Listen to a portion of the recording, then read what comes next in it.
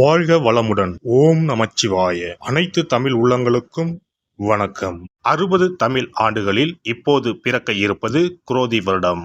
இது 60 ஆண்டுகளில் 38வது வருடம். தற்போது இந்த தமிழ் புத்தாண்டு பிறக்கும் சமயத்தில் மேசத்தில் சூரியன் குரு, கன்னியில் கேது, கும்பத்தில் செவ்வாய் சனி, மீனத்தில் புதன் சுக்கிரன் ராகு என்ற கிரக அமைப்பு காணப்படுகிறது.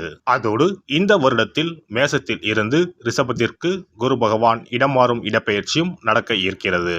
ஆண்டின் துவக்கத்தில் மேசராசியில் சஞ்சரிக்கும் குரு பகவான் மே 1, 2024 முதல் ரிஷபராசிக்கு சென்று கன்னி, விருச்சகம், மகரம் ஆகிய ராசிகளை பார்வையிடுகிறார். வருட கிரகங்களில் அதிக வருடம் ஒரு ராசியில் பயணம் செய்யும் கிரகமான சனி பகவான் 29/3/2025 வரை கும்பராசியில் ஆட்சி பலம் பெறுகிறார். மேசம், சிம்மம், விருச்சகத்தை பார்க்கிறார். அதன் பிறகு மீனராசிக்கு செல்லும் சனி பகவான் ரிஷபம், கன்னி, தனுசு ராசியை பார்வையிடுகிறார். வருடம் முழுவதும் மீனராசியில் ராகுவும் கன்னி ராசியில் கேதுவும் சஞ்சரிக்கிறார்கள். இந்த குரோதி ஆண்டில் மேன்மையான பலன் பெறும் ராசிகள் மேசம், கடகம், கன்னி, விருச்சகம், மகரம். ஒவ்வொரு தமிழ் புத்தாண்டு வருடம் பிறக்கும் போது சூரிய பகவான் தனது உச்ச வீடான மேசத்தில் சஞ்சரிப்பார். ஆனால் இந்த குரோதி வருட புத்தாண்டை சிறப்பிக்கும் வகையில் குருவும் மேச ராசியில் நிற்கிறார். இது போன்ற கிரக அமைப்பு 12 ஆண்டுகளுக்கு ஒருமுறை மட்டுமே உருவாகும். காலபுருஷ 5ஆம் அதிபதியும் பூர்வ புண்ணியஸ்தான அதிபதியுமான சூரியனுடன் காலபுருஷ 9ஆம் அதிபதி பாக்கியாதிபதியுமான குரு சேருவதால் தர்மம் தலைத்தோங்கும், ஆன்மீக நாட்டம் அதிகரிக்கும், ஆன்மீக ஸ்தலங்கள் புனர் அமைக்கப்படும், தொழில் முனைவோர் ஏற்றம் காண்பர். இந்த வருடம் முழுவதும் நிலவக்கூடிய கோல்சார நிலைகளின் அடிப்படையில் இந்த ஆண்டு நன்மை தீமைகளின் அளவு அவரவர் செயல்களால் கூடவோ குறையவோ கூடிய ஆண்டாக இருக்கும். மக்களிடையே உதவும் மனப்பான்மையும் பக்தி மார்க்கத்தில் நாட்டமும் அதிகரிக்கும். இந்த வருடம் முழுவதும் எல்லோருக்கும் நல்லதே நடக்கவும், நாடும் வீடும் செழிக்கவும் விநாயகர், நரசிம்மர், அனுமன், துர்க்கை ஆகியோரில் விருப்ப தெய்வத்தை கும்பிடுவது நற்பலன் தரும். குல தெய்வத்தையும் இஷ்ட தெய்வத்தையும் மறக்காம கும்பிடுங்க. அவரவரால் ஒரே ஒரு செடியையோ மரத்தையோ வளர்க்க முடியுமானால் அவசியம் தவிர்க்காமல் வளருங்கள். எப்போதும் நல்லதே நினையுங்கள், நல்லதே செய்யுங்கள். குரோதி வருடம் முழுவதும் உங்களுக்கு குறைவில்லா நன்மைகள் கிடைக்கும். விருச்சிக ராசி அன்பர்களே, குரோதி ஆண்டில் குருவின் பார்வை உங்கள் ராசியின் மீது விழுகிறது. லாபஸ்தானம், தைரியஸ்தானங்களின் மீது குருவின் பார்வை விழுகிறது. குரு பகவான் உங்கள் ராசிக்கு 7ஆம் பாவமான திருமணம், கூட்டுத் தொழில், வாழ்க்கை துணை, வெளிநாட்டு வாழ்க்கை, காதல் ஆகிய காரகங்களை குறிப்பிடும் ஸ்தானத்தில் பயணம் செய்ய போவதால் வேலை தொழிலில் முன்னேற்றம் உண்டாகும். பொருளாதார நிலையில் இருந்த முட்டுக்கட்டைகள் அகலும், வரவேண்டிய பாக்கிகள் வரும், கடன்கள் அடைப்படும். குரு 7ஆம் வீட்டில் அமர்ந்து உங்கள் ராசியை பார்க்கிறார். உங்களுடைய நீண்ட நாள் கனவுகள் நனவாகும் நேரம் வந்துவிட்டது. குரு தன்னுடைய 5ஆம் பார்வையால் லாபஸ்தானத்தை பார்வையிடுவதால் குடும்பத்தில் ஏற்பட்டுள்ள குழப்பங்கள் தீரும். வெளிநாடு தொடர்புடைய வேலைகள் அமையும், சம்பாதிக்கும் பணம், சொத்து, வசதி வாய்ப்புகள் பெருகும். குரு 7ஆம் வீட்டில் அமர்ந்தாலும் உங்களுக்கு கேந்திராதிபதி தோஷத்தை கொடுக்க மாட்டார். சுபகாரியம், திருமணம், கூட்டுத் தொழில் போன்ற நன்மைகளை செய்வார். முயற்சி ஸ்தானத்தை குரு பார்ப்பதால் பொருளாதார நிலையில் முட்டுக்கட்டைகள் அகலும், நீண்ட நாட்களாக வரவேண்டிய பாக்கிகள் வரும், கடன்கள் அடைபடும், வருமானத்தால் சேமிப்பு உயரும். உங்கள் ராசிக்கு 3 மற்றும் 4ஆம் வீட்டிற்கு அதிபதியான சனி பகவான் 4ஆம் வீட்டில் ஆட்சி பெற்று பயணம் செய்வதால் சச மகா யோகம் கைகூடி வரப்போகிறது. வேலை இல்லாமல் இருந்தவர்களுக்கு குரோதி ஆண்டில் வேலைக்கான வாய்ப்பும் சந்தர்ப்பமும் அமையும். சுகஸ்தானத்தில் பயணம் செய்யும் சனி பகவான் உங்கள் ராசியை 10ஆம் பார்வையாக பார்க்கிறார். 3ஆம் பார்வையாக உங்கள் ராசிக்கு 6ஆம் வீடான ருண ரோக சத்ருஸ்தானத்தை பார்க்கிறார். 7ஆம் பார்வையால் உங்களின் தொழிற்ஸ்தானத்தை பார்வையிடுகிறார். வேலை காரணமாக சிலருக்கு இடமாற்றம் கிடைக்கும், வெளியூர் வெளிநாடு செல்ல வேண்டியிருக்கும், பதவி உயர்வு நீண்ட இழுபறிக்கு பின்னர் கிடைக்கும், வெளிநாடு செல்லும் யோகத்தை சனி பகவான் தரப்போகிறார். இதுவரை இருந்து வந்த தேவையற்ற அலைச்சல்கள் குறைந்து ஒரு இடத்தில் நிலையாக இருக்க வாய்ப்புகள் அமையும். இடம் வாங்குவதற்கு, வீடு வாங்குவதற்கு, வண்டி வாகனம் வாங்குவதற்கு வாய்ப்புகள் தானாக தேடி வந்து சேரும். குரோதி ஆண்டில் உங்களுக்கு நிம்மதியும் சந்தோஷமும் கிடைக்கப் போகிறது. உங்களுக்கு விடிவு காலம் வந்துவிட்டது.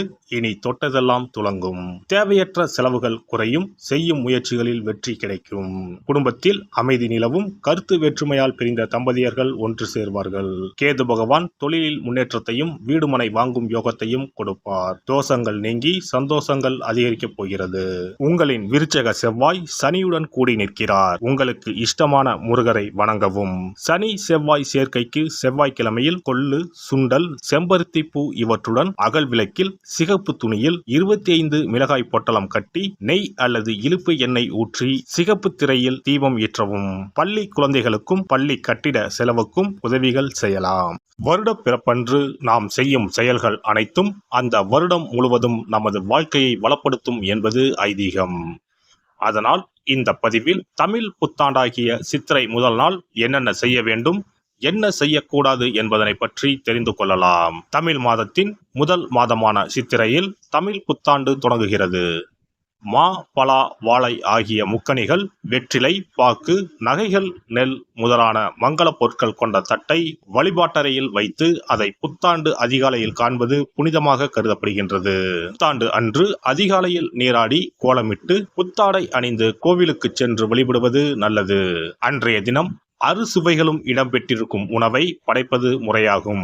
அன்றைய நாளில் இனிப்பு, கசப்பு, உப்பு, காரம், துவர்ப்பு, புளிப்பு ஆகிய 6 சுவைகளும் இருக்குமாறு உணவானது அமைவது சிறப்பு. பொதுவாக நல்ல நாட்களில் பாகற்காய் சேர்ப்பது இல்லை. ஆனால் தமிழ் புத்தாண்டு அன்று அத்தனை வகையான சுவைகளும் இடம்பெற்ற படையலை படைப்பது விசேஷம் ஆகும். அனைத்தும் கலந்ததுதான் வாழ்க்கை என்பதை உணர்த்தவே இவ்வாறு அறுசுவை உணவு புத்தாண்டின் தொடக்கத்தில் படைக்கப்படுகிறது. சித்திரை மாத பிறப்பு என்பதால் கோடை காலத்தின் துவக்கத்தில் இருக்கிறோம். கோடை காலத்திற்கு உகந்த தானங்களை எல்லாம் புத்தாண்டின் துவக்கத்தில் செய்வது நல்லது. தோஷங்கள் நீங்கி வாழ்வு மலர உங்களால் முடிந்த அளவிற்கு குடை தானம், செருப்பு தானம், விசிறி தானம் ஆகியவற்றை செய்யலாம். மேலும் நீர்மோர் பந்தல் அமைப்பது, தண்ணீர் பந்தல் அமைப்பது போன்றவற்றை செய்வதால் உங்களுடைய கர்மாக்கள் அனைத்தும் தீரும். பறவைகளுக்கு, விலங்குகளுக்கு வீட்டின் வாசலில் தண்ணீர் வைப்பதும் சிறப்பு. தமிழ் புத்தாண்டு அன்று இறை வழிபாடுகளில் ஈடுபடுவதும் உங்களை மென்மேலும் வளரச் செய்யும். இளநீர், நுங்கு, விளாம்பழம், தர்பூசணி போன்ற குளிர்ச்சி மிகுந்த பழங்களை வாங்கி தானம் செய்வதும் நீங்கள் சாப்பிடுவதும் மிகவும் நல்லது. தமிழ் புத்தாண்டு அன்று தங்கம் அல்லது வெள்ளி நகைகளை வாங்குவது மென்மேலும் அவைகள் பெருகச் செய்யும். அதுபோல கல்லுப்பு, மஞ்சள், குங்குமம், வெற்றிலைப்பாக்கு, பழம் ஆகிய மங்கள பொருட்களை வாங்குவதும் குடும்பத்தில் மென்மேலும் லட்சுமி கடாட்சத்தை உண்டு செய்யும். அசைவம் சாப்பிடுவது, நகம் வெட்டுவது, முகச்சவரம் செய்வது, முடி வெட்டுவது போன்ற செயல்களை இந்நாளில் கட்டாயம் செய்யவே கூடாது. வீட்டில் இருக்கும் ஒட்டடைகளை அகற்றக்கூடாது. வீட்டில் சேகரித்து வைக்கும் குப்பைகளை வெளியில் கொட்டக்கூடாது. புதிய பொருட்களை வாங்கலாம். ஆனால் வீட்டில் உள்ள பொருட்களை அன்றைய தினம் யாருக்கும் கொடுக்க கூடாது. மேலும் யாருக்கும் கடன் கொடுக்க கூடாது. கடன் வாங்கவும் கூடாது. தமிழ் புத்தாண்டில் செய்ய வேண்டியவைகளை செய்து, செய்ய தவிர்க்க வேண்டியவைகளை தவிர்த்து வளமாக வாழ தமிழ் அன்னையை வணங்குவது சிறப்பு. எல்லாம் வல்ல இறையருளால் நீங்களும் உங்கள் அன்பு குடும்பமும் உடல் நலம், நீலாயுள், நிறை செல்வம், உயர் புகழ், மெய்ஞானம் ஓங்கி வாழ்க வளமுடன். இந்த வீடியோ பதிவு உங்களுக்கு பிடித்திருந்தால் லைக் பண்ணுங்க, கமெண்ட் பண்ணுங்க, ஷேர் பண்ணுங்க. மறக்காம சப்ஸ்கிரைப் பண்ணுங்க. பக்கத்துல இருக்கிற பெல் பட்டனை கிளிக் பண்ணுங்க. நன்றி, வணக்கம். ஓம் நமச்சிவாய. சிவாய நம.